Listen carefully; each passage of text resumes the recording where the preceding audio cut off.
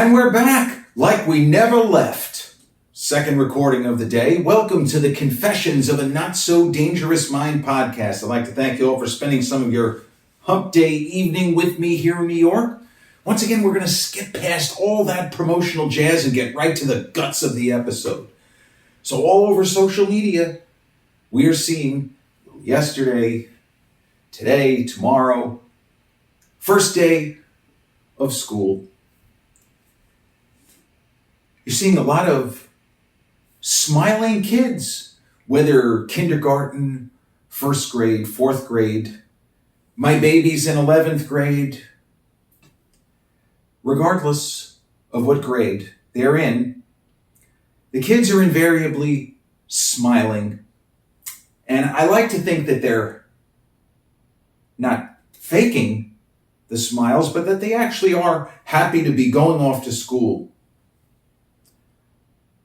Me, I hated every day of school, from the first day of nursery school right on through high school, the first half of college. By the time I was a junior in college, I guess you could say I hated it less.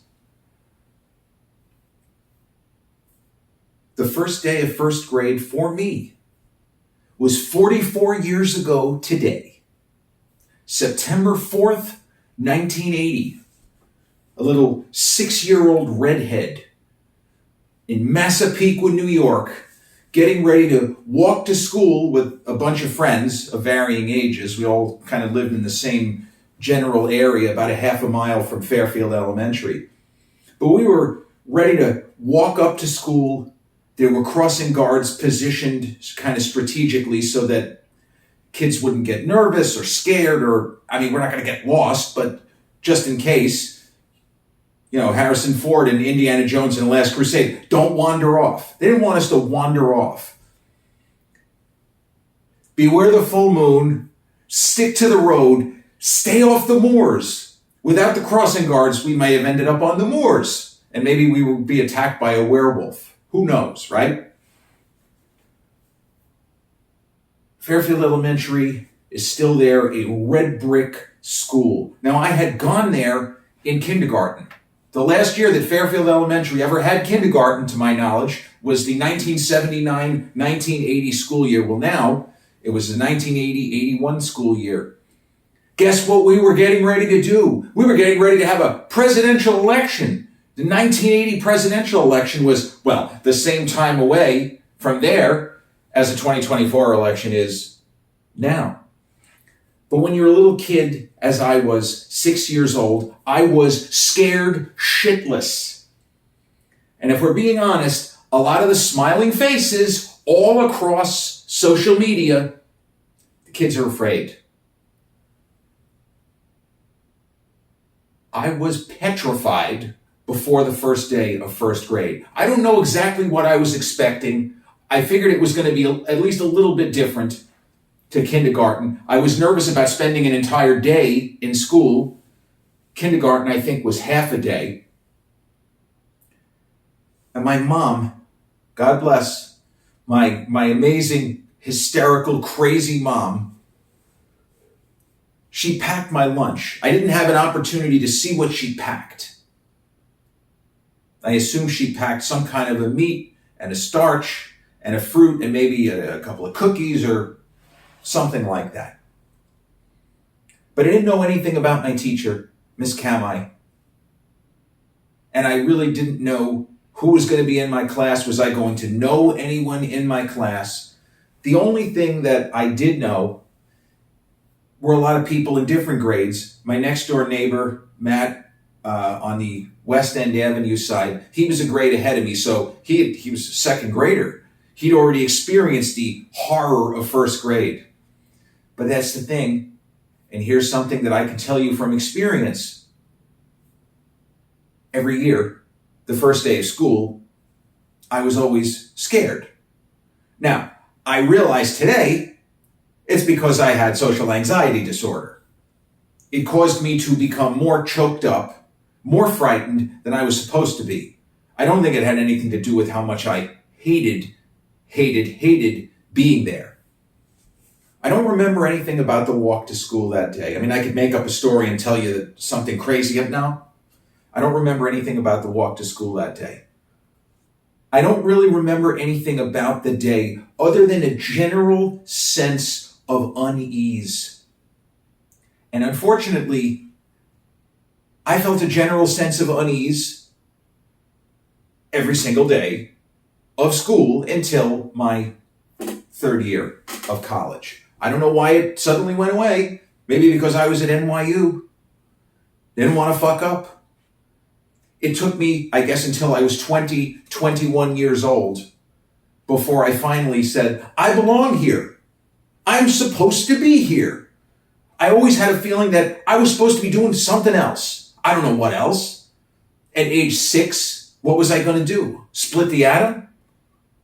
I don't know. But I always had a sense of unease and that I was not where I was supposed to be. Until the fall of 1994, New York University, when I realized about a week in, as I happily started to get the idea that I can handle this, I am not going to flunk out and throw away $30,000 or whatever the yearly fee was. It was probably more than that. Even in 1994, I'm not going to throw away all of my dad's hard-earned money that he spent to send me here. I can handle this. I can do this. I knew that I was an intelligent kid. I knew that I was smarter than most of the other kids, but I still had the loser mentality. Even at age 6, the word can't was said too many times. I can't do this. I probably even said, I can't go to school today, Mom. And my mother probably said, you're going. Don't even start with me. How about a Hawaiian punch? That was one of the great sayings. I would say, how about this? How about that? How about this? How about that? How about a Hawaiian punch? But I had this sense of unease. Nothing really out of the ordinary happened. You meet everybody. We all sat. We had like a table. It was kind of a strange table. I think there were 6 of us at this table. And there were some people who were in that class. I'm not going to name names. I want to know how many communists you knew. We're one of those, right? No, I'm not going to name names to any committee, whether HUAC or otherwise. But there are people who I am still friends with to this day that I met for the first time September 4th, 1980, the first day of first grade for the Massapequa High School class of 1992. If we want to go all the way down the road a dozen years, feels like more than a dozen years, doesn't it?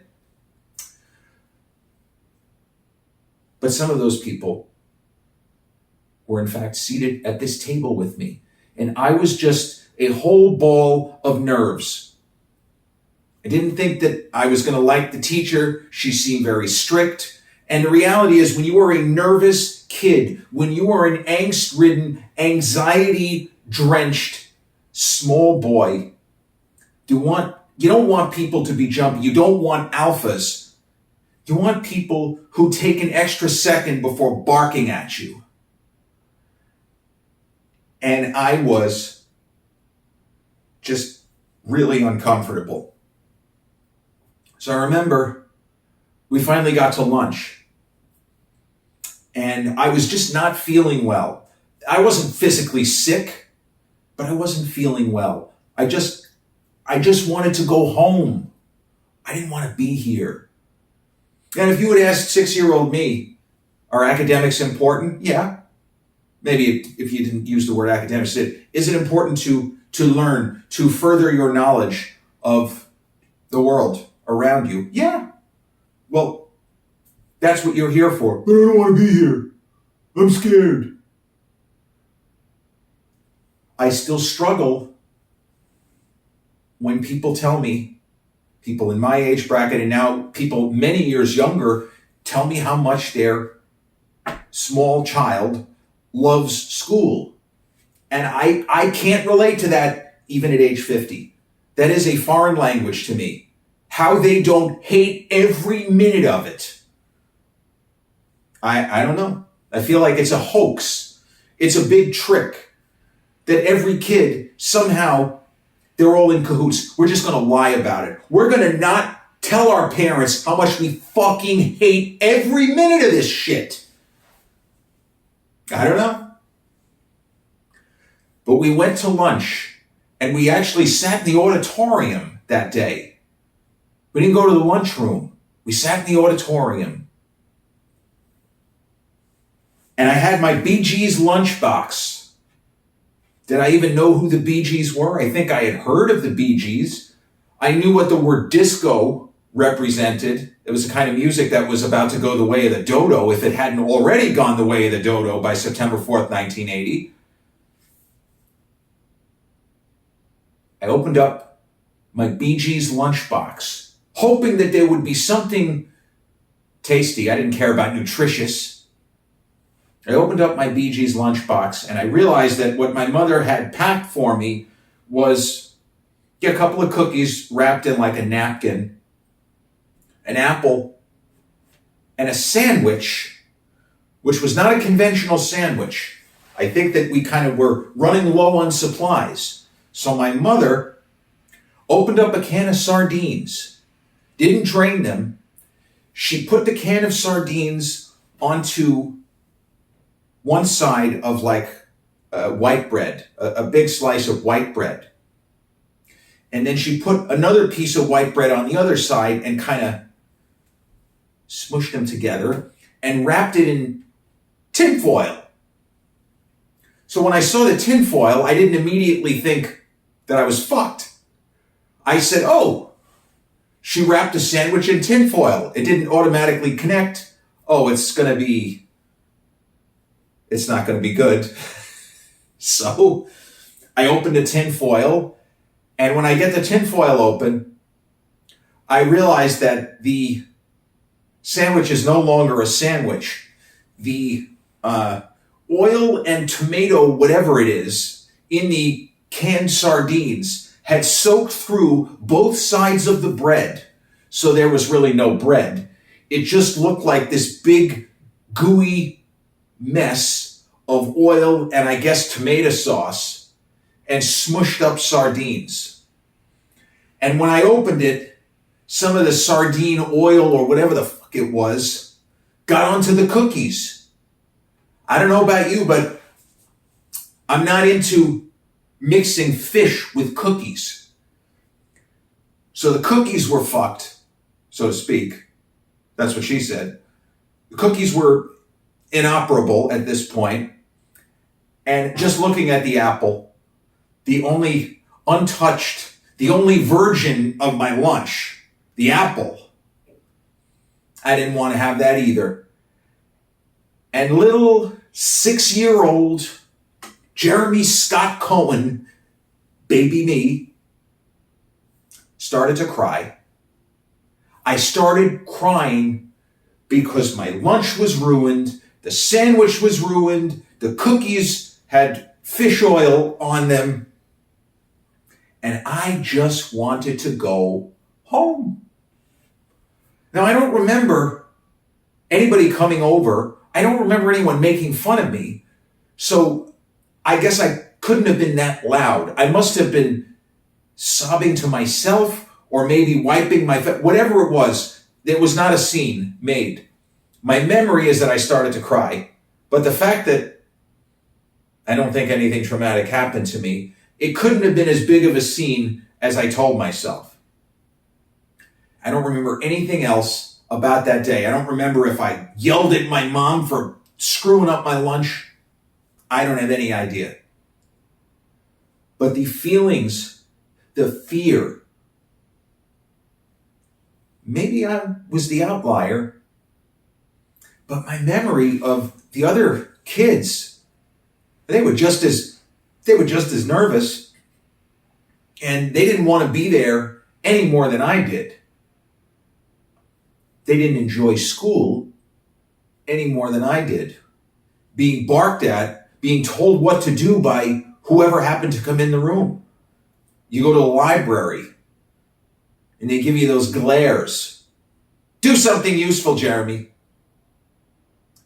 I would like to go back in time with my 50-year-old brain and really talk back to some of those teachers, because a lot of them, really had no business being teachers. I mean, if you hate kids, why would you go into that profession?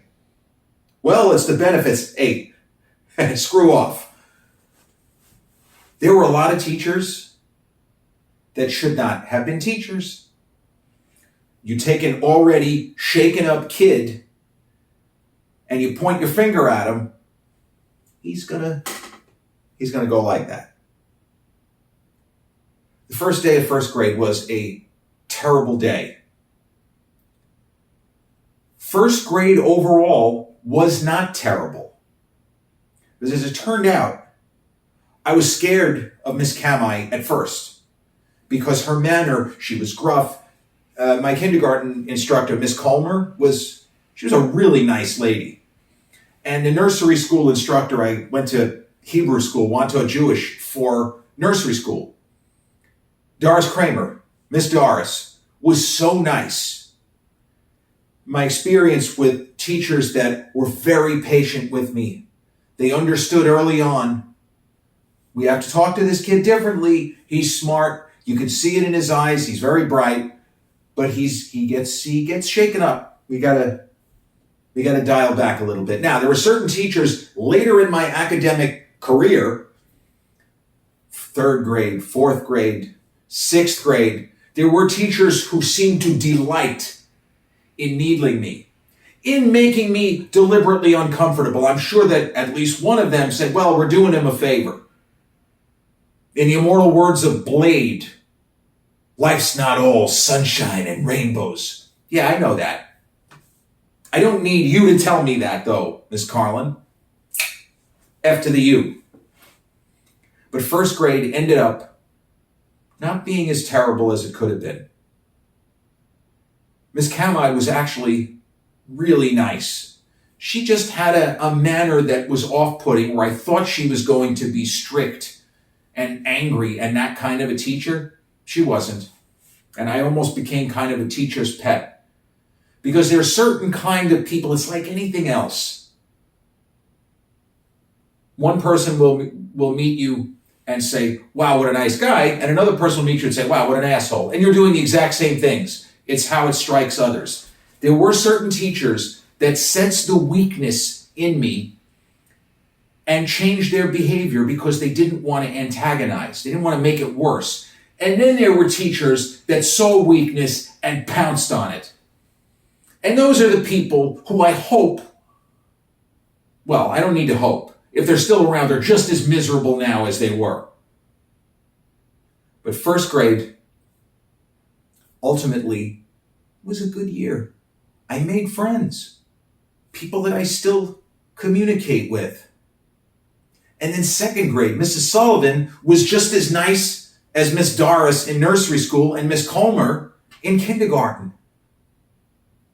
Third grade, Miss Karlstadt was awesome. Even though she was from Boston, I think she was a Red Sox fan.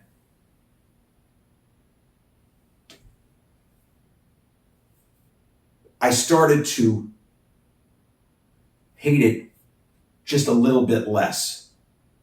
Having a teacher that you sense gives a shit, well, for me, it made a difference.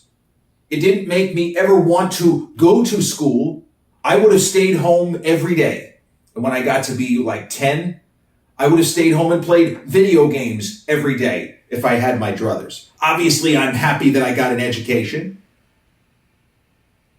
But all of those kids that say they love school, well, maybe they really do. I just know how I felt. And I could tell you that it doesn't feel like that long ago, but it does. It does. It's 44 years ago. I'm so old